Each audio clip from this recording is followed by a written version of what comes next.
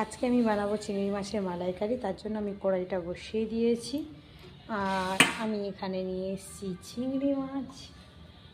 এই চিংড়িটা পেটে ডিম আছে, তাই জন্য আমি খোলাটা ছাড়াতে পারছি না। ডিমটা খেতে অনেক টেস্টি লাগে, সেটা জানেনই তো।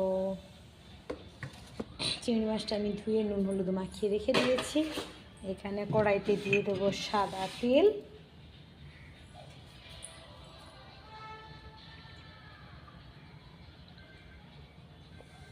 আমি সর্ষের তেলে মালাইকারিটা রান্না করি না নর্মালি। আগে একটা মালাইকারি আপনাদের সঙ্গে শেয়ার করেছিলাম, সেটা অন্যরকম। এটা আরেক মানে একটু বিয়েবাড়িতে যেমনভাবে বানায় আমি সেইভাবেই বানিয়ে আপনাদেরকে দেখাচ্ছি। তো তেলটা আমি গরম করতে দিয়ে দিয়েছি ভালো করে। আর আসলে আমার হাতের কাছে জল পড়ে থাকলে আমার একটুও ভালো লাগে না, তার জন্য বারবার মুছতে থাকি, সরি। তো চিংড়ি মাছগুলো এবারে দেখুন, যেহেতু পেটের কাছে ওইগুলো কাটিয়ে দিলেই পুরো ডিমটা বেরিয়ে যাবে। আমি ডিমওয়ালা পছন্দ করি, তাই চিনি নিচে একটু ফ্রেশ ছিল।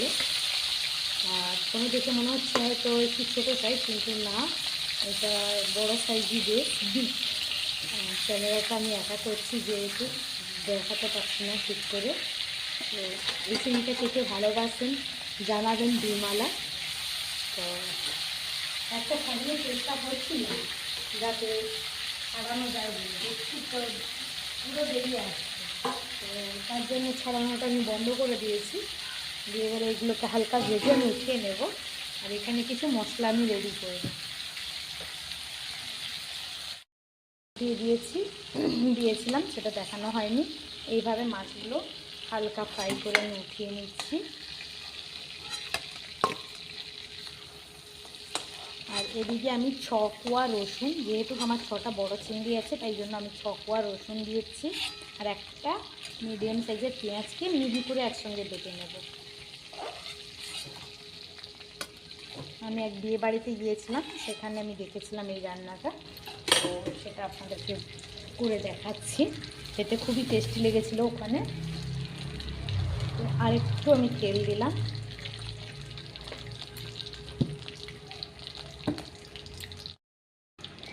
দিয়ে দিচ্ছি এলাচ,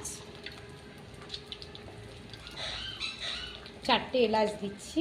এখানে আমি বললাম যে ওখানের আইটেমটা আমি দেখে এসেছিলাম ওইভাবে মালাইকারি বানাতে, সেটাই আপনাদের সঙ্গে শেয়ার করছি।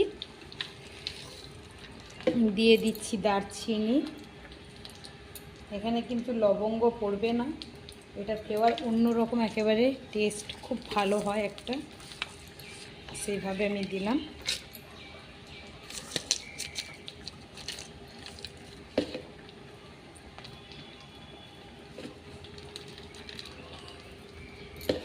আর আমি পেঁয়াজ আর রসুন যে পেস্টটা করে রেখেছি, এবারে ওইটাকে আমি এই যে মিহি করে পেস্ট করেছি, এইটা ভাজা হয়ে গেলে বাস এটাকে আমি দিয়ে দিলাম। এবারে আমি পেঁয়াজ আর রসুনটাকে ভালো করে ভেজে নেব। গ্যাসটা বাড়িয়ে দিলাম। পেঁয়াজের নিজস্ব জল আছে, আর জানেনই এটা খুব ভালো করে করে নেব। আর এখানে আমি একটা নারকেলের দুধ বের করে নিয়েছি, একটু বড় সাইজের নারকেলের দুধ বের করে আমি রেখে নিয়েছি, সেটা আপনাদেরকে দেখানো হয়নি। সবাই জানে নারকেল কুড়িয়ে করে দুধ বের করে নিতে হয়। ওটা কুড়িয়ে একটু গরম জল দিয়ে চিপেও বের করে নিতে পারেন, আর নচেত আপনি মিক্সারের বেটে নিয়েও ছাঁকনিতে বের করে নিতে পারেন।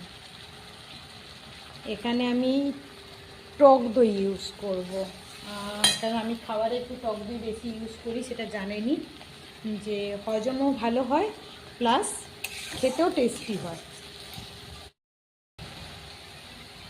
এবারে আমি আর একটা জায়গায় 2 চামচ টক দই, ছোট একটা টমেটো পেস্ট করব। আর এখানে আমি দিয়ে দেব 1/2 চা চামচ শুকনো লঙ্কার গুঁড়ো,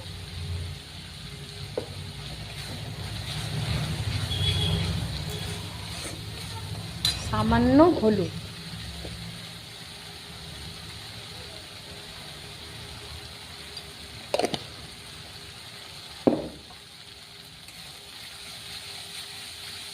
যেটা কষতে থাকবে। এটা আমি ততক্ষণ পেস্ট করে নিই।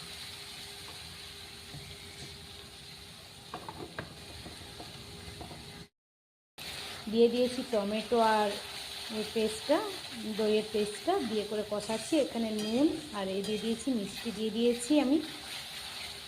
আর অ্যাকচুয়ালি এটা আমি আজকে টেস্ট করবো না, নুন মিষ্টিটা আপনারা সেটা আমি আন্দাজ মতনই দিয়ে দিয়েছি, কারণ আজকে আমার ভেজ, কিন্তু আমার এক আন্টি এসেছেন, ওনাকে খাওয়াবো বলেছিলাম, তাই রান্না করছি।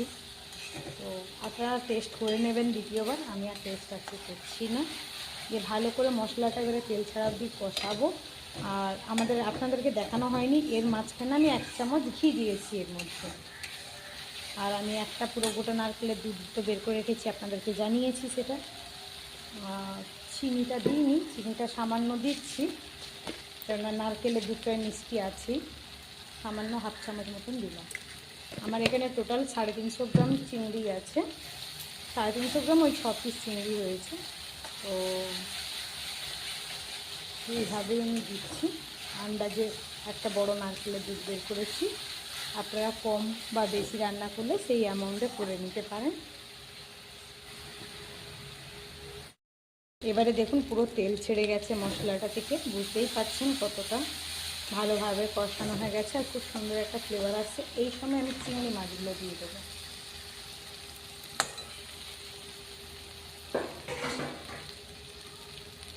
দিয়ে চিংড়ি মাছগুলো মশলার সঙ্গে এপিট ওপিট করে একটু কষিয়ে নেব।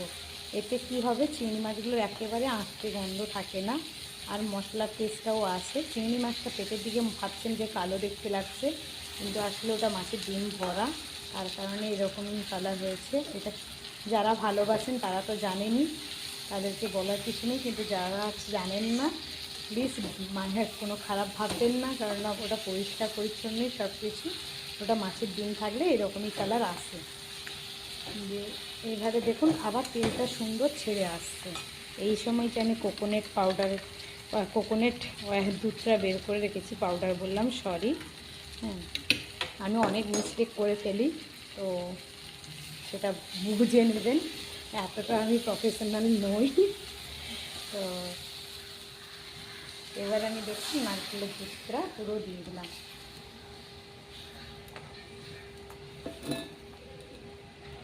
আজকে আমার কচি নারকেল ছিল না, অন্য সময় আমি কচি নারকেলটা পুরো পেস্ট করে দিই।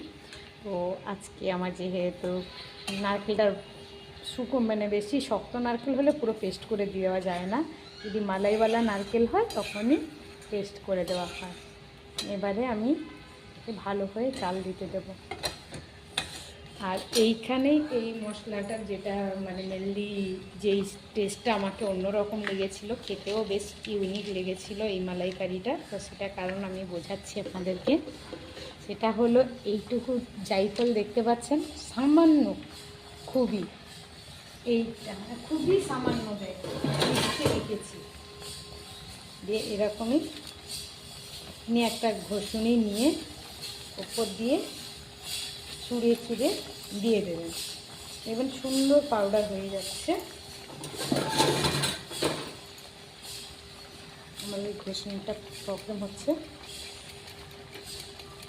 দেখতে পাচ্ছেন হালকা গুঁড়ো গুঁড়ো একটা পড়ছে, তো এইভাবে দিয়ে দেবেন। এটার ফ্লেভার ওইটা আমি যে লবঙ্গটা দিইনি, তার কারণে এত সুন্দর ফ্লেভার আসে এই জায়ফলটা দেওয়ার পরে, সেটা আপনাদেরকে বলে বোঝাতে পারবো না। আপনারা নিজেরা বানালেই তবেই বুঝতে পারবেন যে কত সুন্দর একটা ফ্লেভার আসে, খেতেও তত টেস্টি হয়। তো এটাকে এবার আমি মালাইটাকে ফুটতে দেবো, যত ফুটবে আর তেল ছেড়ে আসবে মালাইটা তত স্মুথলি হবে, খেতে খুবই টেস্টি হবে। তো তার জন্য আমি একটু জাল দিতে দিলাম। এখন চিংড়ি মাছগুলো কিন্তু বাছার সময় আপনাদেরকে বলা হয়নি, এর পিঠটা কিন্তু চেরা আছে, তাই খাওয়ার সময় কোনো অসুবিধা হবে না। এই পিঠের দিকটা যদি বাড়িতে কাটেন ছুরি দিয়ে বা কাঁচি দিয়ে কেটে দিতে পারেন, দিয়ে সুতোটা বের করে দেওয়া আছে। আর খাওয়ার সময় ছাড়ানোও খুবই ইজি হবে, এই নয় যে খুবই টাফ হবে, সেরকমই কিছু নয়। তো এইভাবেই কেটে দেওয়া আছে, আর পিঠটা পরিষ্কার করেও দেওয়া আছে সুন্দরভাবে, যাতে কোনোভাবে শরীর খারাপ না হয়। খোলাটা আছে ভাবছেন, তো নাটটা বের করিনি, নাটটা বের করে দিয়েছি। এর চেয়ে আমি ড্রাই করব না, এতটা পর্যন্ত ঠিক আছে। তো তো এর ওপরে আমি দিয়ে দেবো ঘি। আগে 1 চামচ দিয়েছিলাম, আর একটু ভালো রান্না ভালো খেতে গেলে তো একটু মানে করতেই হয়। তো আর 1 চামচ মতন আমি ঘি দিয়ে দিলাম।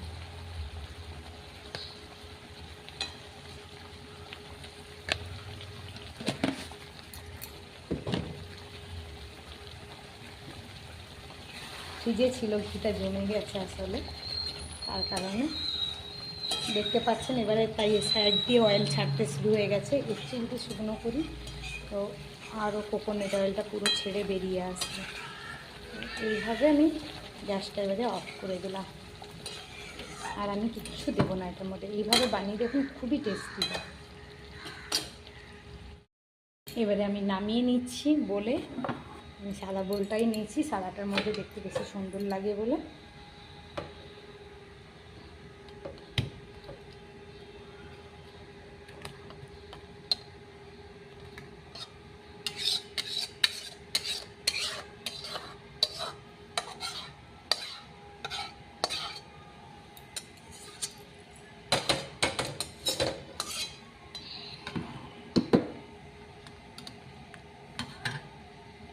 দেখতে পাচ্ছেন কতটা লোভনীয় দেখতে হয়েছে, বিশেষ করে খাবারটা।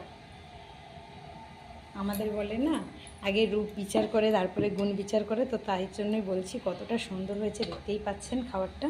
প্লিজ ট্রাই করুন, ট্রাই না করলে বুঝবেন না খাবার খেতে মানে ভালো হচ্ছে কি খারাপ হচ্ছে। ট্রাই করুন অ্যান্ড তবে আমাকে কমেন্ট করুন, লাইক অ্যান্ড সাবস্ক্রাইব।